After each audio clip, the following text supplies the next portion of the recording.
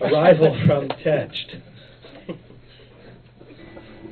Once we were hitched, the topic of offspring became more immediate. But I wasn't sure.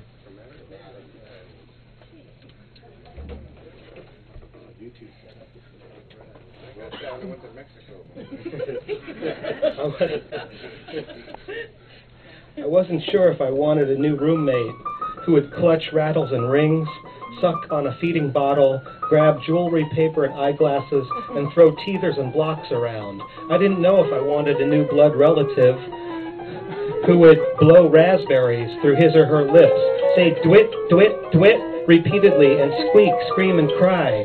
I didn't think I wanted to spend time preventing a tiny person from rolling off any raised surface that didn't have a fence around it.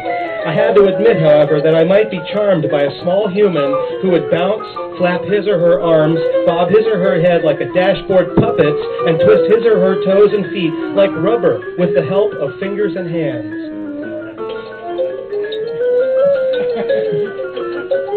At a music concert, I felt relaxed during the opening set, a tympanic presentation, and I remained calm during the first two songs of the headliner's sets. Droning numbers with electronic beats, but when the feature band's third song began, something my spouse said put me on edge. "Do you think the music is too loud for the fetus?" she asked.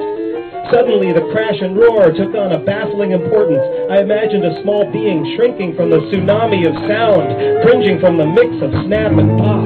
I asked, "Should we leave immediately?" "Why?" my spouse asked. "Because this music is dangerous to unborn living things." "No," she said, "a child might grow up to dance."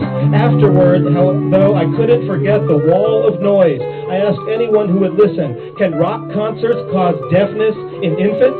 "Fetuses can hear, you know. Sound waves can travel through the abdominal wall and shock the proto-eardrums. Babies learn to fear the sounds of the world before they're born."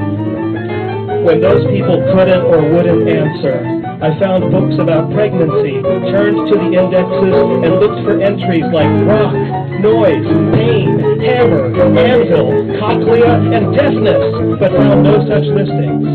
I located plenty of literature on fetal alcohol syndrome, but I could not understand why the experts were ignoring fetal decibel syndrome.